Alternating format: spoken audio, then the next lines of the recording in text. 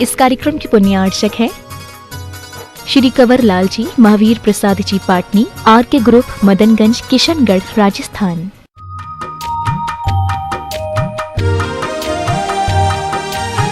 सौभाग्यशाली परिवारों के नामों की घोषणा कर रहा हूं, जिन्होंने अपनी ओर से गुणायतन के विकास में सहयोग देते हुए शातिशय पुण्य का संचय किया है। संस्थापक सदस्य श्रीमती धन कुमार, अखिलेश कुमार, श्रीमती स्नेह, आयुष, आदित्य जैन, कविशा जैन, नोएडा, श्री मुकेश कुमार, गौरव जैन, श्रीमती तसला, श्रीमती रचना, ऋषभ जैन, शंभव जैन, आयांशी जैन, गाजियाबाद। संस्थापक सदस्य ट्रस्टी श्री पवन कुमार जी, श्री मधु जैन, पीयूष रुचि, प्रवेश, मीनाक्षी, क्षितिज, तवंश, प्रेषा, समंत जैन, विवेक विहार, दिल्ली। स्तंभ में सूत्रधार से स्तंभ के रूप में जुड़ने का सौभाग्य प्राप्त कर रहे हैं श्री मोहनलाल जी गंगवाल, श्रीमती मुन्ना देवी गंगवाल, डॉक्टर अरुण कुमार जी, श्रीमती नीलम, राजेश, श्रीमती वविता, राजल जी, डॉक्टर अदिति, नवनीत जी, कुशल जी गंगवाल का परिवार, कोलकाता। और सूत्रधार के रूप में, सूत्रधार से निर्माण नायक के रूप में जुड़ने का सौभाग्य प्राप्त किया है श्रीमती राय कुमारी, श्याम शुका जैन, मातेश्वरी, श्री कन्हैया श्यामा शुका जैन, श्याम शुका जैन, श्रीमती सरला श्याम शुका जैन, श्री वरुण श्याम शुका, हर्षा श्याम शुका कुमारी, चैरिशी श्याम शुका जैन, जयपुर। इसी क्रम में सूत्रधार से स्तंभ के रूप में जुड़ने का सौभाग्य प्राप्त कर रहे हैं श्री मोहनलाल जी गंगवाल। सूत्रधार के रूप में श्री जिनेन्द्र कुमारी, श्रीमती सुगंधा जी, सक्षम, नम्रता, विनामरा जैन, फिरोजाबाद। निर्माण निधि से सूत्रधार के रूप में श्री हरिश्चंद्र जी, श्रीमती विमला जैन, विनीत, पुनीत, ऋचा, धारांशा जैन, सागर। श्री दीपक जैन, तलाटी, श्री मीतालाल जैन, वरोडिया, वाशवाड़ा। महावीर आपशो भिवरे सपरिवार, इचलकंज जी। निर्माण निधि के रूप में शवाई सिंगई नितेश जी, श्री प्रभात कुमार जैन, राजनांदगांव, कुमारी मिनी, श्री प्रभात कुमार जैन, राजनांदगांव, श्रीमती श्वेता सपना जैन, इंदौर, श्री विजय कुमार, संगीता जैन, अंकिता, नेहा जैन, शाडम, श्री दिनेश कुमार जैन, जबलपुर, और सिंगई संजय जैन, लालबर्रा, वालाघाट। ये सौभाग्यशाली परिवार हैं जिन्होंने गुणायतन से जुड़ने का सौभाग्य प्राप्त किया। बंधु, आगामी 11 नवंबर से 19 नवंबर तक अतिशयकारी श्री सिद्ध चक्र महामंडल विधान प्रारंभ होने जा रहा है। वो सौभाग्यशाली परिवार हैं जिन्होंने मंडल के रूप में पूरे परिवार के साथ सौभाग्य प्राप्त किया है। वो सौभाग्यशाली परिवार हैं जिन्होंने इन निर्णायक के रूप में इस अनुष्ठान में सम्मिलित होने का सौभाग्य प्राप्त हुआ है। कल सायंकालीन परम पूज्य मुनिवर ने घोषणा की थी कि जो भी मंडल पुण्यार्जक हैं और जो भी सामान्य इंद्राणी हैं जो घर में हैं, उनको किसी प्रकार का शोर सूतक का दोष न लगे, उसके लिए संपर्क विधि यहाँ पर ऑनलाइन जिनवाणी चैनल के माध्यम से प्रारंभ की जा रही है। जो भी घर में बैठ के इस संकल्प विधि में सम्मिलित होना चाहते हैं, मैं यहाँ से विधि प्रारंभ कर रहा हूँ। आप उसके अनुसार क्रिया करते हुए आप संकल्प विधि को संपन्न करेंगे। सभी अपने हाथों की अंजलि में जल ले लेंगे। जो भी जिनवाणी चैनल के माध्यम से मंडल पुण्यार्जक सामान्य इंद्राणी या जो घर में बैठ के इस अनुष्ठान को करेंगे, जिनालय में बैठ के इस अनुष्ठान को करेंगे, किसी प्रकार का शोर सूतक का दोष न लगे, उसके लिए संकल्प विधि सकलीकरण की विधि प्रारंभ हो रही है। सभी अपने हाथों की अंजलि में जल ले लेंगे। ओम ह्रीम अमृते अमृतोद्भवे अमृत वर्षिणी अमृतम श्रावय श्रावय। हाँ जी, जो भी मंडल पुण्यार्जक परिवार यहाँ पर उपस्थित हैं, सामान्य इंद्राणी और जो विधान में बैठने वाले हैं, अगर यहाँ पर उपस्थित हैं, किसी प्रकार का शोर सूतक का दोष न लगे, उसके लिए संकल्प विधि यहाँ पर भी प्रत्यक्ष में मुनिवर के सानिध्य में प्रारंभ हो रही है।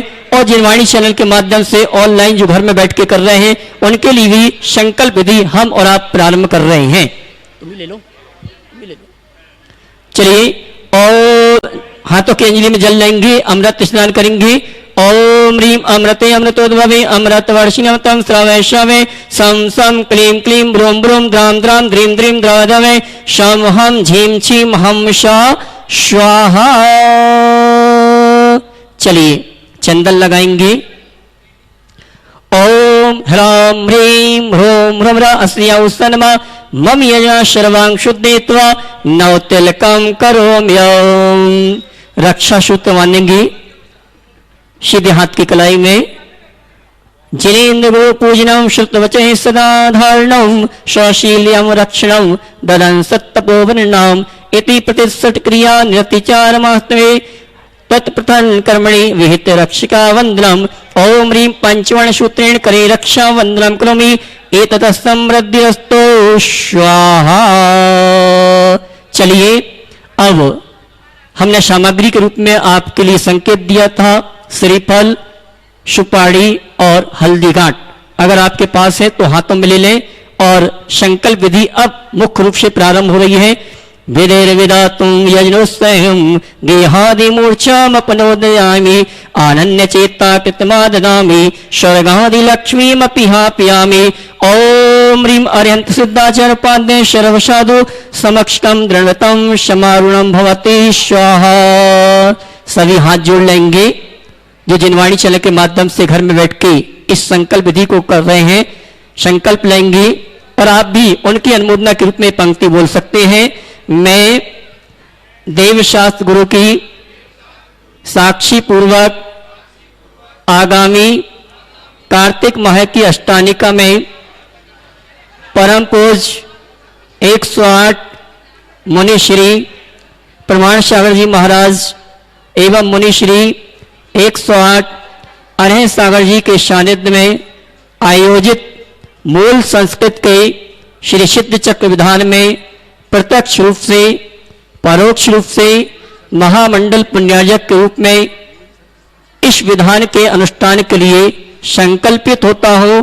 और आप ये संकल्प लें कि यहां पर जो अनुष्ठान हो रहा है उसकी अनुमोदना करने का मैं संकल्प लेता हूं।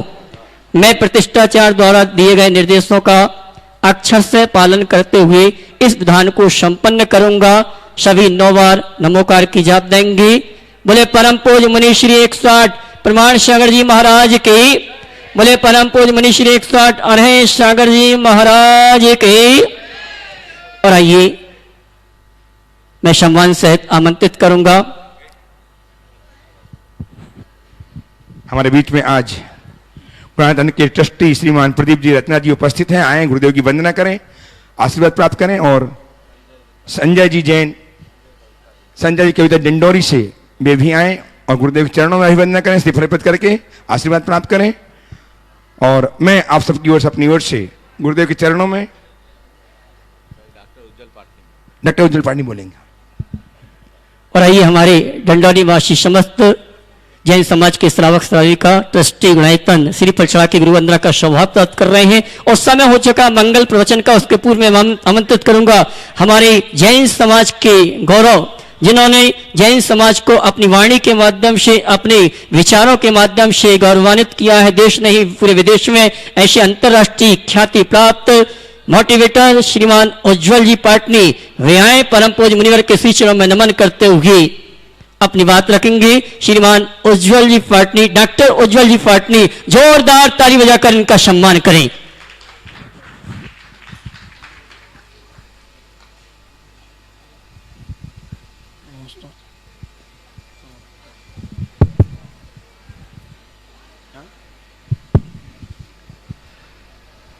परम पूज्य गुरुदेव श्री प्रमाण सागर जी मुनि महाराज के चरणों में बारंबार नमोस्तु।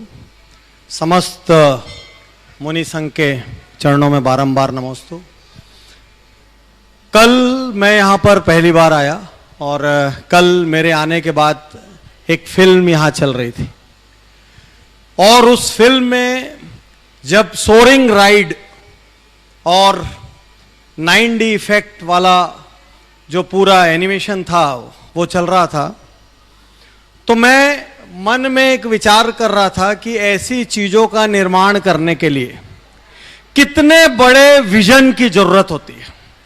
मैं एक कॉरपोरेट ट्रेनर हूं और मैं बड़े बड़े बिजनेसेस को कोच करता हूं कि वो अगले लेवल पर कैसे जाएं, 10 गुना कैसे बढ़े, 100 गुना कैसे बढ़े।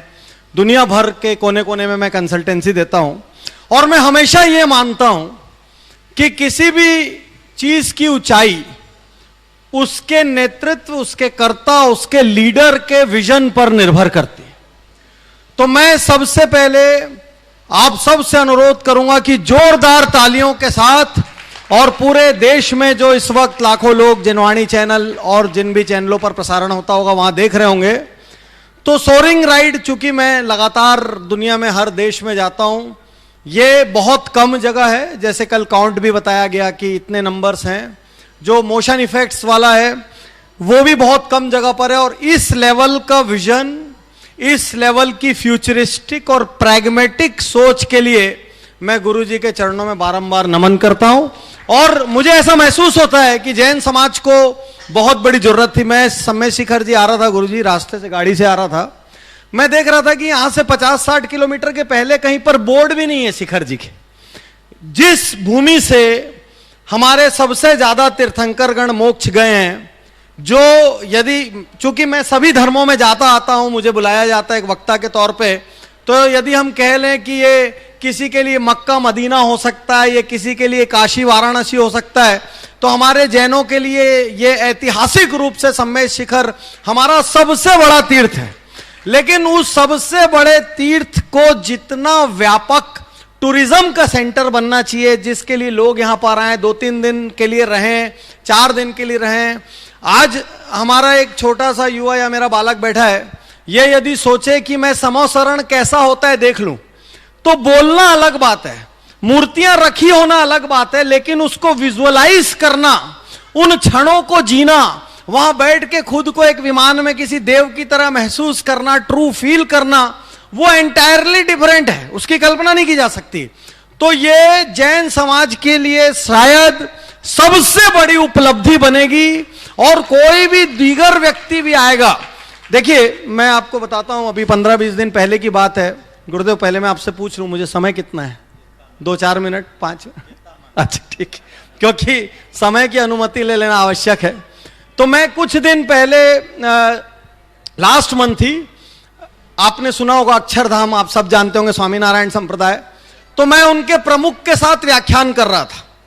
तो मैं 2 दिन उनके आश्रम में रहा। मैंने एक जगह से दुनिया भर में पहले वे 20,000 से ज्यादा लोगों को एड्रेस किया, 200-400 संतों को एक दिन मैंने क्लास ली। मैंने महसूस किया कि एक चीज को फ्यूचरिस्टिक 10 साल के लिए बनाना, 20 साल के लिए बनाना, 100 साल के लिए बनाना, 1000 साल के लिए बनाना, और युवा पीढ़ी उससे जुड़ सके, मॉडर्न टेक्नोलॉजी वाले लोग जुड़ सकें, जो अपने आप को बहुत सारे बंधनों में नहीं बांधना चाहते वो भी जुड़ सकें।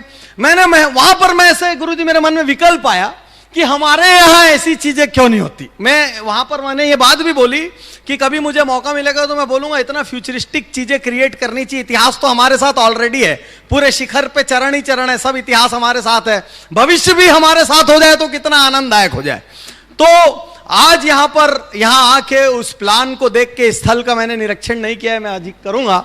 मैं कल शाम को वो 3 मिनट की फिल्म देखकर सुपर एक्साइटेड हूं, और मैं गुरुदेव के विजन को बारंबार बधाई देता हूं। और मैं पूरे देश के जितने भी जैन इस वक्त यहां सुन रहे हैं, मैं आप सबसे कहना चाहता हूं कि इस विजन को पूरा करने में हम लोगों को तन मन धन से सहयोग देना चाहिए, ताकि आने वाले 1000 सालों के लिए किसी को अपने घर वालों को धर्म से परिचित करना हो, और ज्यादा मॉडर्न हो तो आप भैया बैठ फिल्म देख ले, हैं, हाँ, ऊपर बैठ जाओ, थोड़ा सोरिंग वोरिंग कर लो, उसको वो कर लो, तो बच्चे क्या बोलेंगे, हम 2 बार जाएंगे, हम 3 बार जाएंगे। जब 2 बार और 3 बार आप जाएंगे तो आपके सबकॉन्शियस माइंड में वो चीज प्रवेश कर जाएगी। जैसे कहते हैं, किसी कमरे में अगरबत्ती जल रही हो तो आपकी सुगंध लेने की इच्छा हो चाहे नहीं हो, अरे सांस तो लोगे, हैं, सांस लोगे तो सुगंध जाएगी। जब 3 बार सोरिंग राइड में बैठोगे, एनिमेशंस देखोगे, कहीं ना कहीं वो धर्म की अनुभूति जो है वो अंदर आएगी। तो मुझे बहुत आनंद आया ये कल देखकर। और मैं आपको अपने बारे में बताऊं, मैं बहुत सारे लोगों को ये कहते हुए सुनता हूं कि धर्म के लिए वक्त नहीं है, रिलीजन के लिए वक्त नहीं। जितने भी लोग पूरे भारत में मुझे सुन रहे हैं, आप सुन लें, मैं महीने में 20-22 दिन ट्रैवल करता हूं, बहुत सारे देश ट्रैवल करता हूं। उसके बाद भी हर साल मिनिमम 10 डेज डेडिकेटेड मैं रिलीजन के लिए निकालता हूं, कहीं भी रहूं। मैं 10 दिन के लिए जाता हूं, और आचार्य भगवान विद्यासागर जी महाराज के पास भी, गुरुवर के पास भी मैं जाता हूं। उनसे बहुत गहन चर्चा होने का करने का मुझे सौभाग्य मिलता है। और मैं कई बार कहता भी हूं कि मैं गुरुजी के पास कई बार अपनी हेकड़ी उतारने के लिए जाता हूं, कि जीरो हो जाओ, वहां जाके जीरो हो जाओ। अभी लास्ट जब मैंने वहां विजिट करी तो गुरुजी उन्होंने मेरे से 2 सवाल किए और बोले उज्जवल जाओ इसका उत्तर लेके आना अगली बार। तो उन्होंने मेरे को एक सवाल किया कि ये बताओ रात को कैसे मापते हैं। अब मैंने खोला मोबाइल, भाई दिन को मापने का, रोशनी को मापने के लिए तो वाट है अपने पास, रात को कैसे मापते हैं। तो उन्होंने कहा कि लोग लिख देते हैं absence of light is darkness. अरे भाई जब 12 घंटे दिन रहता है 12 घंटे रात रहती है तो अब्सेंट ऑफ लाइट डार्कनेस कैसे हो सकती है? डार्कनेस का अपना कोई मेजरमेंट होना चाहिए। बोले पहले मेजरमेंट नहीं आता था करके लिख दिया absence of light is darkness. फिर बोले अच्छा बताओ टेम्परेचर माइनस में क्या होता है? अरे भाई जीरो पे आके तो हर चीज खत्म हो जाती है, तो माइनस में कैसे जा सकती है? तो बोले जाओ 2 सवाल। तो मैं हमारे देश में जितने बड़े बुद्धिजीवी हैं, टॉप के लोगों, हमारे कुछ निजी व्हाट्सएप ग्रुप हैं जिसमें देश के सब सूरमा हैं, फिर मैं वहां क्वेश्चन डाल के उनको भी परेशान करने के लिए छोड़ देता हूं बिना मतलब कि 2-3 दिन अब परेशान होते रहो और इसका जवाब निकाल के दो। तो मैं जितने भी लोग देश में इस वक्त सुन रहे हैं यहां पर, जितने भी, उनके साथ साथ मैं आप सबसे कहना चाहता हूं लाइफ में बैलेंस बहुत जरूरी है। बिजनेस या करियर एक चीज है, पर्सनल शौक पैशन एक चीज है, हर किसी की लाइफ के अंदर स्पिरिचुअलिटी होना बहुत जरूरी है। यह मैं आपसे इसलिए कह सकता हूं कि हिंदुस्तान के यदि आप टॉप 100 लोग निकालेंगे उसमें से 70 लोग मेरे डायरेक्ट टच में होंगे और 70 के 70 एक चीज कभी मिस नहीं करते, वो है स्पिरिचुअलिटी। हर बड़ा आदमी जिनके आगे व्यापार में कितने जीरो हैं इसका अंदाज आप नहीं लगा सकते, वो सारे अलग अलग फील्ड के अचीवर बिना मेडिटेशन के, बिना स्पिरिचुअलिटी के, भले किसी का रिलीजन चाहे जो हो, लेकिन उसके बिना वो लोग अपने दिन की शुरुआत नहीं करते। तो जितने भी लोग देश में देख रहे हैं, आप कितने भी मॉडर्न क्यों ना हो, आप कितने भी डिग्रीधारी क्यों ना हो, मेरे पास भी बहुत सारी डिग्री, मेरी सारी बुक्स जो है बहुत यूनिवर्सिटीज में लगी हुई है। एनआईटी से शुरू करके आईआईटी तक कोई ऐसा इंस्टीट्यूशन भारत का नहीं है जहां पर मैंने टॉक नहीं दी हो। मैं खुद ये मानता हूं कि हम जितने शिखर पर बढ़ते चले आते हैं, जितनी तरक्की करते हैं, उतना ज्यादा हमको आंतरिक पीस की रिक्वायरमेंट होती है। जितना ज्यादा आप भीतर से पीसफुल और काम रहेंगे, आपके लाइफ से जुड़े डिसीजंस उतने ज्यादा बेहतर होंगे। और अंतिम बात यहां पर कहता हूं कि मैं हमेशा से यह मानता हूं कि ज्ञान व्यर्थ है। अब आप सोचेंगे मैं एक ऐसी बात कर रहा हूं गुरुदेव के साथ, क्षमा याचना के साथ, ज्ञान व्यर्थ है क्योंकि आप 100 चीजें जाने लेकिन उसमें से अमल 1 पर करें, और गांव का कोई निपट गंवार देहाती खाली 5 चीजें जाने और अमल 4 पर करे तो 10 साल में वो आपसे हर क्षेत्र में कई गुना बड़ा होगा। जिंदगी जानने से नहीं बदलती, जिंदगी सिर्फ और सिर्फ अमल करने से बदलती है। अच्छा आप लोग यहां बैठे हैं, मैं आपसे पूछता हूं, बताइए मोटा आदमी पतला कैसे होगा? डाइटिंग और एक्सरसाइज, और नीचे वाले हैं माइंडसेट और योगा और मेडिटेशन। तो आपको लगता है आपने कोई रहस्य बताया? इच्छा। आपको लगता है आपने कोई रहस्य बताया? हाँ भाई डाइटिंग करना पड़ेगा, योगा करना पड़ेगा, मेडिटेशन करना पड़ेगा, सब कोई रहस्य बताया किसी ने? सब हर मोटे को दुनिया में पता है पतला कैसे होते। बात समझ रहे हैं? यदि जानने से ही कुछ होता तो हर ओवरवेट को पता है कि कंट्रोल में कैसे आते हैं। जानने से कुछ नहीं होता, उसके बाद भी जब तक वो जाके 50,000 लाख रुपए कोई स्लिमिंग सेंटर में ना झड़ाएं तब तक जो है। और इसीलिए दुनिया में जितने भी जिम हैं वो ऐसे ही लोगों से चलते हैं जो ज्वाइन कर लेते हैं, जाते नहीं है, 2-4-8 दिन के लिए जाके छोड़ देते हैं। तो आज ये बात गांठ बांध लीजिए कि जानने से कुछ नहीं बदलता, यदि बदलता है तो अमल करने से। जब आप गुरुदेव का प्रवचन सुन के निकले तो बहुत अच्छा बोलते हैं, मैंने इनको कल सुना, मैंने इनको पहले सुना, एकदम मीठा बोलते हैं। और मैं ऐसा कह सकता हूं कि कम ही गुरु हैं या कम ही मैंने सुने हैं जो लॉजिकल बोलते हैं, जिनकी बात में बहुत लॉजिक होता है। तो अदरवाइज एक हो सकता है भाई ये धर्म है, यही राइट है, यही करो, कोई तर्क नहीं।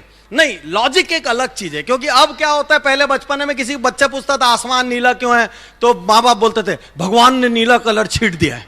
अभी का बच्चा बोलेगा पप्पा झूठ मत बोलो, गूगल से देख के बता रहा हूं नीला क्यों होता है। तो सब कुछ बदल गया है, अब बिना लॉजिक के कुछ नहीं चलता। तो गुरुदेव बहुत लॉजिक से बात करते हैं और ये मुझे बहुत अच्छा लगा, क्योंकि धर्म में जब लॉजिक, आस्था और डेप्थ का समावेश हो जाए तो फिर वो सार्थक हो जाता है। तो मैं आज आपको इसी पहले एक बात कह दूं, तो जब जब आप यहां पर आओ प्रवचन खत्म होने के बाद एक सवाल अपने आप से पूछो, आज कौन सी 1, 2 या 3 चीज है जिसको मैं लेकर जा रहा हूं। ज्ञानियों की कोई जरूरत नहीं है, ज्ञान का डायरिया डिसेंट्री का युग चल रहा है। गूगल में ज्ञान की अधिकता से परेशान है। एक दिन में व्हाट्सएप में इतना ज्ञान आता है कि एक जन्म के लिए काफी, एक जन्म पूरा निपट सकता है 21 दिन में। उसके बाद अगले दिन मोबाइल ना खोलो तो काम चल जावे। ठीक, तो इसीलिए ज्ञान से कुछ नहीं। तो जब आपका प्रवचन खत्म हो तो आप एक सवाल का जवाब पूछे बिना अपनी जगह से उठना मत। आज के इस प्रवचन से कौन सी 1 चीज, 2 चीज या 3 चीज, एक भी बहुत होता है, एक भी बहुत होता है। एक छोटा सा बल्ब एक अंधेरे कमरे में रोशनी कर सकता है। एक बूंद नींबू एक बड़े गंज दूध को फाड़ सकता है। एक आदत बहुत है, एक चीज सीख ली एक दिन में काफी है। तो आज मैं भी आपको एक चीज देके जा रहा हूं, एक लास्ट। मैं हर जगह आदतों की बात करता हूं। मैं कहता हूं ज्ञान कम ही रहे ज्यादा अच्छा है, क्योंकि ज्ञान जितना ज्यादा होगा आपका बैरियर बन जाएगा। आपके चेहरे के टीवी पे आने लग जाता है, मुझे तो ये पता है, मैं तो ये जानता हूं। तो ये जो नॉलेज जितना ज्ञानी होता है ना, उतना मुश्किल उसको समझाना होता है। अज्ञानी आदमी बेहतर है, ठीक, ज्ञानी बैरियर है। तो एक आदत आपको देके मैं अपना स्थान ग्रहण करता हूं। मैं भी आज गुरुजी को सुनने आया, मैंने 2-4 मिनट ओवर टाइम ही ले लिया। एक आदत आपको देके जा रहा हूं, कितने लोग मेरी आदत को मानेंगे? यदि मैं ये कहूं कि हिंदुस्तान में 1 करोड़ से ज्यादा लोग इस आदत को प्रैक्टिस कर रहे हैं, मानेंगे? यदि मैं ये कहूं कि हिंदुस्तान के 4 बड़े कारपोरेट घरानों ने अपने यहां एक आदत को कंपलसरी कर दिया, क्या मानेंगे कि आपका ज्ञान बैरियर बना रहेगा? मुझे तो सब पता है, मैं तो सब जानता हूं। तो एक आदत दे रहा हूं जो मैं लगातार कहता हूं कि यदि मैं डॉक्टर उज्ज्वल पाटनी इस दुनिया से चला जाऊं तो 2-3 आदतों की वजह से याद रखा जाऊं। मैं हिंदुस्तान में लगातार सक्सेस हैबिट्स पर एक प्रोग्राम लेता हूं जिसका नाम VIP है। आप कभी उज्ज्वल पाटनी YouTube चैनल देखें, उस पर बहुत इस बारे में बात होती है। तो एक आदत जो मैं हर व्याख्यान में कहता हूं, उस आदत का नाम है सेल्फ ऑडिट। Self audit. हर रात सोने के पहले 2 सवाल अपने आप से पूछना है, और व्यवस्थित करना हो तो कॉपी ले लो, उसमें 30 पेज पे लगातार ऊपर डेट डाल दो, 2 सवाल लिख दो। नहीं तो यदि अपने घरों में और स्ट्रक्चर्ड आदमी है, स्टाफ के साथ करना है, तो एक बुक बना लो। बुक में ऊपर डेट लिखी रहेगी, 2 सवाल लिखे रहेंगे। स्टाफ को बिजनेस छोड़ने के पहले, ऑफिस छोड़ने के पहले भर के जाना है। परिवार वाले रात को एक साथ भरेंगे 2 सवाल। तैयार हैं? तैयार हैं? हाथ उठा के बताइए कितने लोग तैयार हैं। तो जितने लोग खाली ऐसे ऐसे मुंह हिला रहे हैं, कुछ नहीं होगा आपकी जिंदगी में। क्योंकि पहले तो एक भी प्रवचन ऐसा नहीं होना चाहिए जिसमें आप बिना कॉपी पेन के बैठे। ये कोई ऑर्केस्ट्रा नहीं है, यहां कोई गीत संगीत नहीं हो रहा है जिसको 1 घंटा सुने आनंद ले ले, बाहर दरवाजे पे कोई पूछेगा क्या बता रहे थे, 5 लाइन से ज्यादा नहीं बोल पाओ। बिना कॉपी पेन लिए यदि आप बैठते हैं तो आप पहले 90% लर्निंग को वहीं का वहीं माइनस कर देते हैं तत्काल। ठीक, तो अपना सवाल बोल के मैं अपनी जगह ले रहा हूं। Self audit. केवल 2 सवाल दुनिया में हर व्यक्ति को हर रात अपने आप से करना चाहिए। सवाल नंबर 1, आज मैंने ऐसा क्या किया जो मुझे नहीं करना चाहिए था? 1 क्वेश्चन। मेरी वजह से बहुत से IAS, IPS, बिजनेस ओनर्स अपने घरों में कॉपियां बना के इसका जवाब रोज रात को लिखते हैं। आज मैंने ऐसा क्या किया जो मुझे नहीं करना चाहिए था? जब आप उसका जवाब लिखते हैं, आज मैंने बिना कारण गुस्सा किया, आज मैंने बिना कारण झूठ बोला, आज एक जगह मैंने पूरा एफर्ट नहीं लगाया, आज मैंने एक नियम तोड़ा, आज मैंने एक्सरसाइज नहीं, कुछ भी आप लिखते हैं। जब आप 1 दिन लिखते हैं, आप 2 दिन लिखते हैं, आप 3 दिन लिखते हैं, आप 4 दिन लिखते हैं, आपकी अंतरात्मा से आवाज आती है और आपसे वो गलती होना बंद हो जाती है। आज मैंने ऐसा क्या किया जो मुझे, आज मैंने ऐसा क्या किया जो मुझे, सवाल नंबर 1। सवाल नंबर 2, आज मैंने ऐसा क्या किया जिस पर मुझे गर्व है। बस हर दिन जीवन में एक गर्व करने का कारण होना चाहिए। आज मुझे बहुत गुस्सा आ रहा था, मैंने अपने आप को रोक लिया। आज मैं 1 घंटा मौन से रहा। आज मैंने काम में बहुत ज्यादा ध्यान लगाया। आज मैं 2 घंटा मैंने मंदिर जी में दिया। आज मैंने अपने बच्चों को 1 घंटा बैठकर क्वालिटी टाइम दिया। आज मेरा एक स्टाफ बहुत परेशान था, मैंने उसकी 1 घंटे काउंसलिंग करी। आज मैंने दान दी। आज मैंने, यदि आप पहले शुरू में 10-15 दिन बहुत परेशान रहेंगे, आपको समझ नहीं आएगा मैं क्या लिखूं, गर्व है। तो लोग क्या करते पता है, जबरदस्ती गुरुजी रात को उठते हैं, घर में जाके किसी 2 आदमी की तारीफ करके आ जाते हैं और लिख देते हैं आज मैंने 2 लोगों की तारीफ की। अरे कुछ नहीं तो यही कर लो। तो यदि आप ये 2 सवाल का जवाब लिखते हैं, आज मैंने ऐसा क्या किया जो मुझे नहीं करना चाहिए था, और आज मैंने ऐसा क्या किया जिस पर मुझे गर्व है, मैं डॉक्टर उज्ज्वल पाटनी यहां से आपको चैलेंज देता हूं, 100 डेज आप करिए। सिर्फ 100 डेज के अंदर आप नॉर्मल लोगों से बाहर कॉन्शियस लिविंग यानी सजग होकर जीने वालों की श्रेणी में आ जाएंगे। आपके भीतर क्रांतिकारी बदलाव होगा। याद रखिए, घर में टीवी बदलना हो, फ्रिज बदलना हो, कार बदलना हो, घर बदलना हो, केवल बैंक बैलेंस से एक चेक काट के काम हो सकता है। अपने भीतर की एक आदत बदलना हो, दुनिया का कोई चेक नहीं बदल सकता। अपने भीतर की एक आदत बदलने के लिए सिर्फ और सिर्फ आपको बहुत ज्यादा प्रयास, अपने आप से जंग लड़नी पड़ेगी। तो कितने लोग मेरी इस एक आदत के लिए अपने आप को कमिट करते हैं? आदत का नाम क्या है? Self audit. सवाल नंबर 1, आज मैंने ऐसा क्या किया? सवाल नंबर 2, आज मैंने ऐसा क्या किया? तो हिंदुस्तान में लाखों लोग इस हैबिट को अपना रहे हैं। जितने भी लोग अपनी जिंदगी की ड्राइवर सीट में बैठ के जिंदगी को बदलना चाहते हैं, वो सारे लोग आज से इस आदत को अपनाएं। और कैसा लगा? यदि इसी बारे में और वीडियोस देखने तो उज्जवल पाटनी यूट्यूब चैनल पे ढेरों उपलब्ध है, लेकिन एक आदत भी आप अपना लेंगे, जिंदगी बदल जाएगी।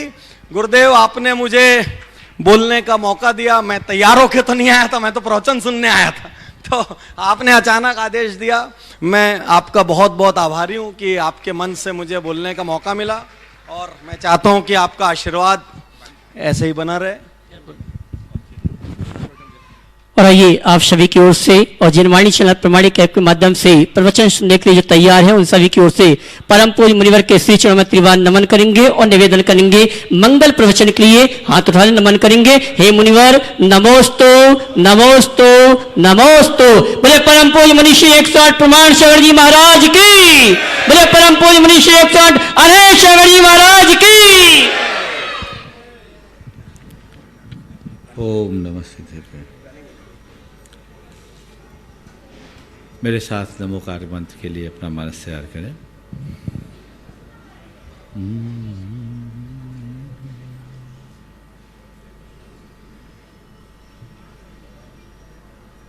नमो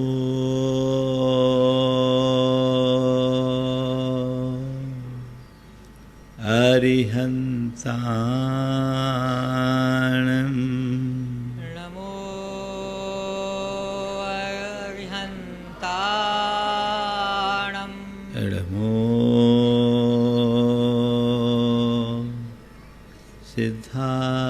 सिद्धाणं नमो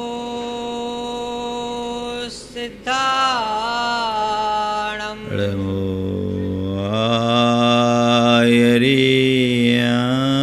आयर्याणं नमो आयर्याणं नमो वज्रायाणं नमो वज्रायाणं नमो लोये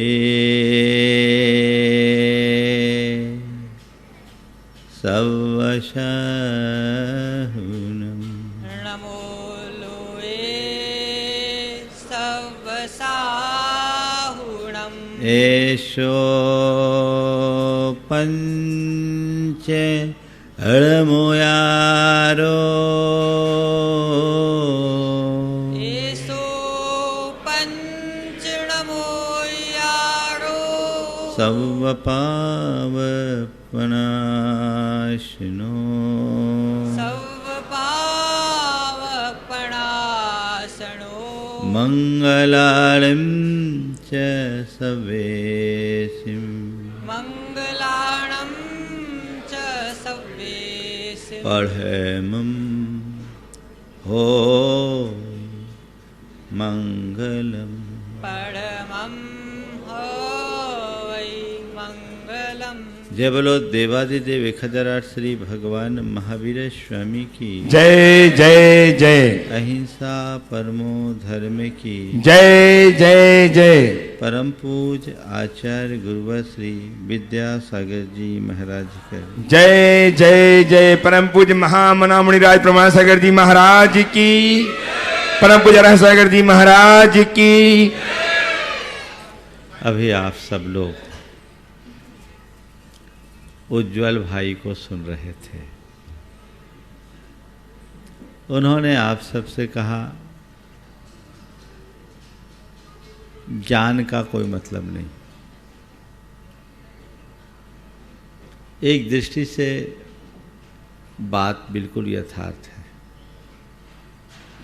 लेकिन यदि मुझसे पूछो तो मैं कहूँगा ज्ञान के बिना कोई अर्थ नहीं।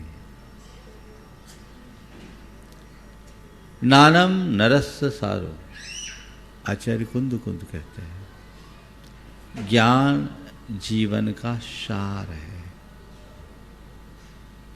पर सवाल ज्ञान को पहचानने का है। हम लोग ज्ञान किसको मानते हैं? सच्चे अर्थों में आज जिसे ज्ञान के रूप में समझा जाता है वो ज्ञान नहीं, केवल सूचनाओं का संग्रह है, कलेक्शन ऑफ इंफॉर्मेशन है। और उस अर्थ में देखा जाए तो सबसे ज़्यादा ज्ञान आज आपके गूगल के पास है। जिस व्यक्ति का ज्ञान केवल मस्तिष्क तक सीमित रहता है उसे गूगल ही समझना चाहिए। वो जड़ ज्ञान है, ये कुछ नहीं कर पाएगा। गूगल में इतने सारी सामग्री है, वो हमारे किसी काम की है नहीं। पर जो ज्ञान हृदय में उतर जाता है वो हमारे जीवन में आमूलचूल परिवर्तन कर देता है। आज के संदर्भ में 4 बातें कहूंगा। जानो, जागो, त्यागो, जियो। जीना है, सब जीते हैं, पर जान कर जियो। आप जी रहे हो कि नहीं? जानकर जी रहे हो या बिना जाने? जी रहे हो, क्यों जी रहे हो है आपको पता? एक दफे मैंने पूछा, भैया क्यों जी रहे हो? एक युवक ने कहा, इसलिए कि अभी मरे नहीं। वो जीता हुआ भी मरा ही हुआ है। जीना है तो पहले जानो मैं कौन हूं, मेरा स्वरूप क्या है। ये ज्ञान होना चाहिए। अपने होने का ज्ञान, अपने स्वरूप का ज्ञान, अपनी उपस्थिति का एहसास, ये होना चाहिए। आप सब बड़े बड़े ज्ञानी बैठे हो यहां, अज्ञानी तो कोई है ही नहीं, है ना? है ना? पता है तुम कौन हो? तुम कौन हो? कहने को हम बड़ी बड़ी ज्ञान विज्ञान की बातें कर देते हैं, पर सच्चे अर्थों में देखा जाए तो व्यक्ति को खुद का ही अता पता नहीं। सबसे पहली बात, जानो, अपने आप को जानो।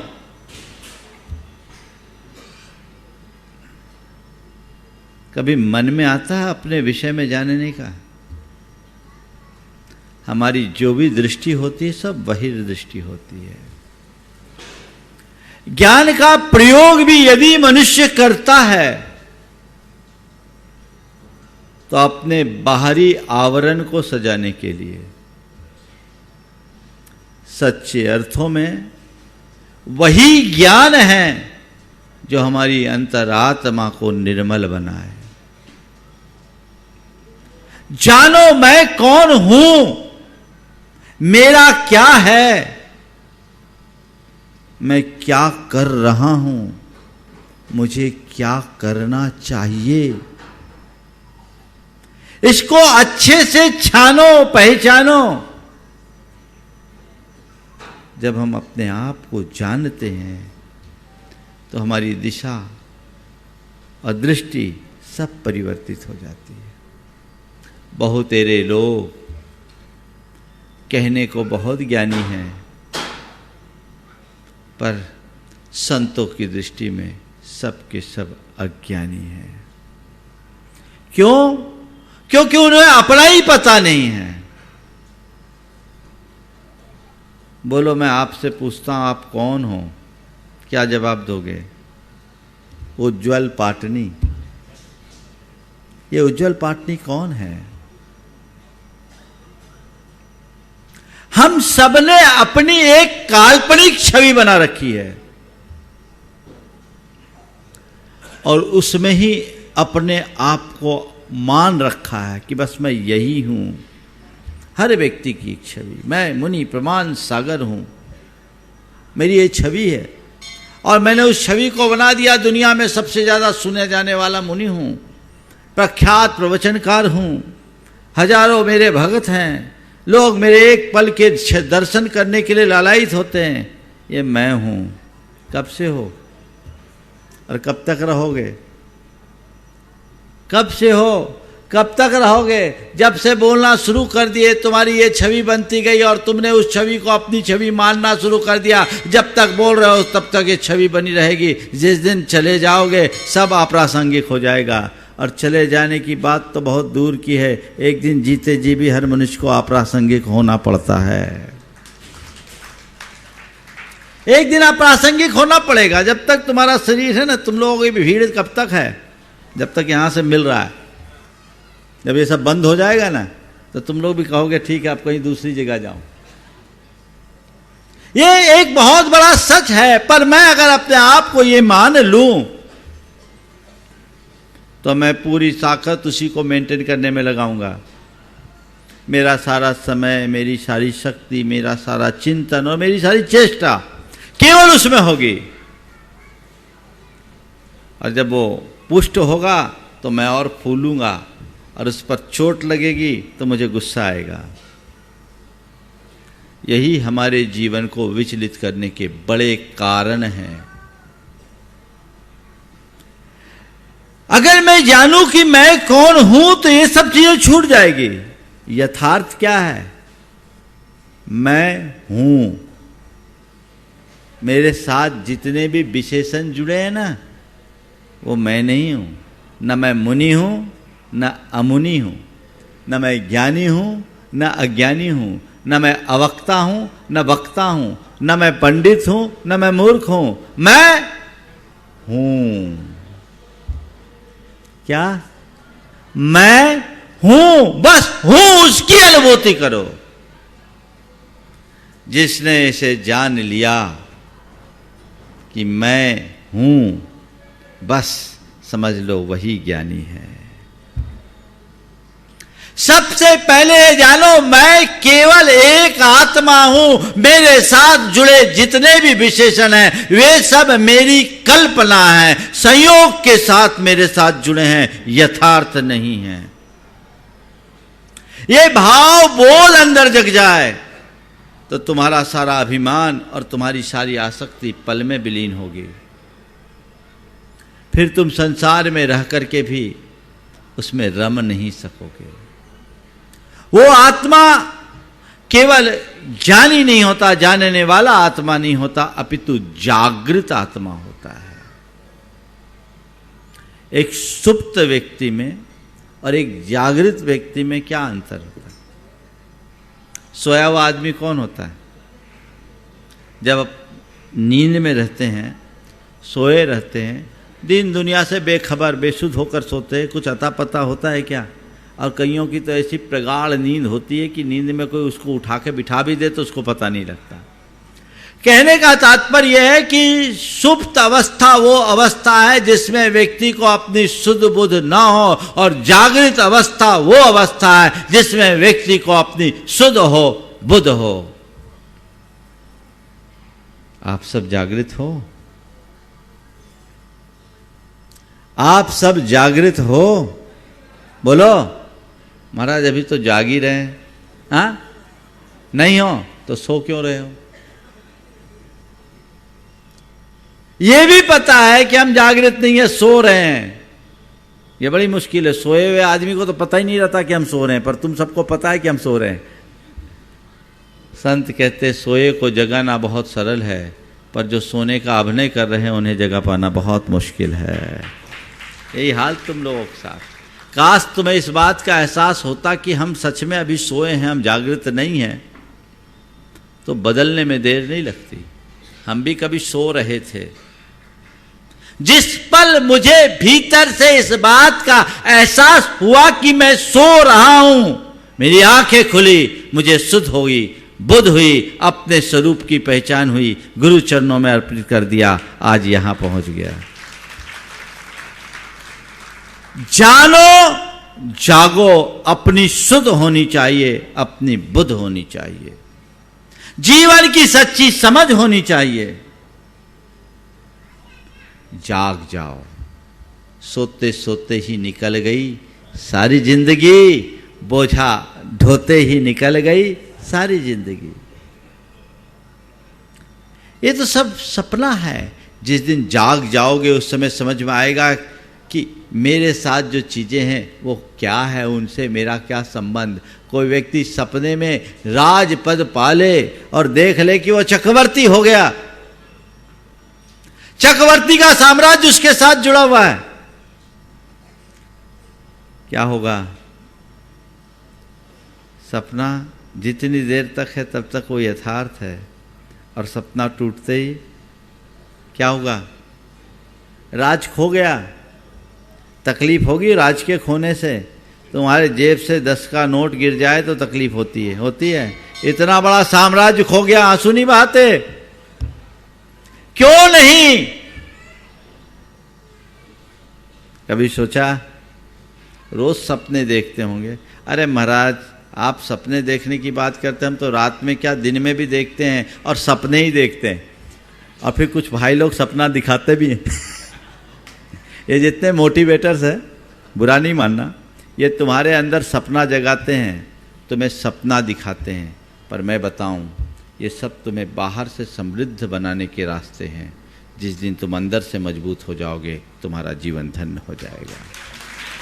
अभी एक बहुत बड़ी बात कही गई, अच्छी बात कही गई उज्जवल के द्वारा, कि जितने भी बड़े कारपोरेट घराने हैं वे सब स्पिरिचुअलिटी से जुड़े हैं। मैं इतनी बात जानता हूं, पेड़ उतना ही ऊंचा उठता है जितना इसकी जड़ें गहरी होती है। स्पिरिचुअलिटी हमारे जीवन की रूट है, जड़ है। उसे उसके सुरक्षा के बिना जीवन सुरक्षित है ही नहीं। इस बात को जो जानेगा, वो दुनिया में कहीं भी क्यों ना हो, उसे कहीं से प्रभावित नहीं होने देगा। जड़ को मजबूत बनाओ, सच्चे स्वरूप को जानो। इस निद्रा को त्यागना है, जागो। जीवन का यह दृश्य जगत का एक बहुत गहरा सपना है। जब तक नींद भरी आंखों में तब तक दृश्य जगत अपना है। उतनी देर जाग के जी लो जितनी अभी उम्र बाकी है। कोई नहीं किसी का साथी, सारी यात्रा एकाकी है। जागो। सपना टूटता है, तुम जागते हो तो चीजें खो गई, साम्राज्य खो गया, उसका दुख नहीं, और मिल गया उसकी खुशी नहीं। जागृत मनुष्य की यही पहचान है, जो पाने में गुमान न करे और खोने में गम ना हो, वो समझना जागा हुआ है। जो पाकर बोराए और खोने में बौखलाए, वो सुप्त आत्मा है। न बोराना है न बौखलाना है, क्योंकि जो पाया वो भी मेरा नहीं, जो खोया वो भी मेरा नहीं। जो पाया वो भी एक सपना है, जो खोया वो भी एक सपना है। मेरा कुछ नहीं, मेरा तो बस मैं हूं। अंतर में ऐसी समझ होनी चाहिए, और यही समझ मनुष्य को अंदर से मजबूत बनाती है। एक जागृत व्यक्ति की क्या स्थिति होती है? मेरे संपर्क में एक बड़े उद्यमी हैं, माइनिंग के कारोबार से जुड़े हुए हैं। अपने राज्य में सबसे ज्यादा इनकम टैक्स देने वाले व्यक्ति। उनके यहां इनकम टैक्स डिपार्टमेंट के लोग पहुंच गए। 200 आदमी की टीम पहुंची। उन्होंने आए, बोले आइए रहिए, आराम से खाइए पिए, नाश्ता पानी कीजिए, जो आपको देखना है देख लीजिए, मेरा सब ट्रांसपेरेंट है, मेरा सब कुछ ट्रांसपेरेंट है। अखबारों में बहुत सारी खबरें छपी, इतना डिक्लेरेशन कराने बोल रहे, ये कर रहे वो कर रहे। हालांकि आज तक का रिकॉर्ड है, इनकम टैक्स डिपार्टमेंट के किसी भी रेड में आज तक किसी को ईमानदारी का, ऑनेस्टी का सर्टिफिकेट तो नहीं मिला, और उस डिपार्टमेंट से कभी मिलेगा इसकी मुझे संभावना भी नहीं। संयोग से उनके परिवार का एक सदस्य मेरे पास आया, खबरें मेरे कानों तक आ चुकी थी। मैंने पूछा क्या हाल चाल है। उसने मेरे सामने उन्हें फोन लगाया, तो उन्होंने जो बात कही वे एक जागृत मनुष्य की पहचान है। उन्होंने कहा मुझे कोई चिंता नहीं, गुरुदेव को बोलो आशीर्वाद दे, जो जाना है सो जाएगा, मेरा है क्या जो जाएगा, जो जाना है सो जाएगा, मेरा है क्या सो जाएगा, मुझे इतना पता है कि मैं गलत नहीं हूं। एक साधारण व्यक्ति के साथ ऐसा हो तो पहले गिड़गिड़ाता महाराज से कहो कोई आशीर्वाद दे, कोई मंत्र फूके, कोई चमत्कार कर दे ताकि इनकी बुद्धि सलट जाए, मेरा मामला ठीक हो जाए। ध्यान रखना, सामने वाले की बुद्धि को ठीक करने की ताकत किसी मंत्र में नहीं है, पर अपनी बुद्धि को निर्मल बनाए रखने की सामर्थ्य हर व्यक्ति के पास है। अपनी बुद्धि निर्मल रखो तो ये झमेला ही नहीं हो। तो जानो, जागो, फिर त्यागो। किसको त्यागना है? मोह को, आसक्ति को, अभिमान को, इसे त्यागो। ये सब उलझाने वाले कारण है, ये रुलाने वाले कारण है, ये दुखदाई है, इसी के कारण सारी परेशानियां हैं। एक बात गांठ में बांध के रखना, मुझे दुख देने वाला कोई दूसरा नहीं, मैं खुद हूं। मेरे भीतर का अज्ञान, मेरे भीतर का मोह रूप परिणाम ही मुझे दुखी करता है। इसे त्याग दूं तो हर पल आनंद है, फिर कुछ कहने और करने की नौबत ही नहीं आएगी। तो इस अज्ञान को त्यागो, इस मोह को त्यागो, अंदर से जागोगे, ये अपने आप इसे त्याग दोगे, फिर कुछ कहने की जरूरत नहीं पड़ेगी। और फिर जानने और जागने के बाद, त्यागने के बाद जो तुम जियोगे, उस जीवन का रस ही अलग है, आनंद ही अलग है, हर पल आनंद, एक अलग प्रकार की अनुभूति। वास्तविक जीवन ही वही जीवन है जिसमें सहजता हो, सरलता हो, समरसता हो और सकारात्मकता हो। जीने का मजा तो तभी है। अपने मन को पलटकर देखो, पल में मासा, पल में तोला। थोड़ी सी तारीफ कर दूं खिल जाते हो, और कोई टिप्पणी कर दे तो खौल जाओगे। पल में खिलना, पल में खौलना, ये क्या परिणति है तुम्हारी? इनसे उपरत हो। और ये योग्यता तुम्हारे भीतर, ये क्षमता तुम्हारे भीतर, ये प्रतिभा तुम्हारी है, पर तुम्हें उसका पता ही नहीं, तुम उसे जानते ही नहीं। असल अध्यात्म यही है, ज्यादा कुछ नहीं। इन 2 लाइनों को चरितार्थ कर लो। होकर सुख में मग्न न फूलूं, दुख में कभी न घबराऊं, इष्ट वियोग अनिष्ट योग में सहनशीलता दिखलाऊं। यही तो जीने का सार है, सारे धर्म का निचोड़ है। यदि हमने इसे आत्मसात कर लिया तो जीवन को एक नई ऊंचाई मिलेगी, हम अपने जीवन के सार तत्व को प्राप्त कर पाएंगे। आज उज्ज्वल पाटनी, जिसके बारे में सुना तो हमने बहुत सालों से था, एक लंबे अंतराल के बाद मेरे पास तो शायद पहली बार आना हुआ। आज उसके विचारों को मैंने सुना। निश्चित आज समाज में इसकी भी ज़रूरत है, पर हमें एक बात का सदैव स्मरण रखना चाहिए, हम केवल अपनी बाहरी पर्सनालिटी को चमकाने की कोशिश में न लगें, अपने आप को भीतर से मजबूत बनाने की कोशिश करें। असली व्यक्तित्व जब निखरता है तो जीवन में एक अलग प्रकार की चमक प्रकट होती है। इस कार्यक्रम के पुण्यार्चक थे श्री कंवर लाल जी, महावीर प्रसाद जी पाटनी, आर के ग्रुप, मदनगंज, किशनगढ़, राजस्थान।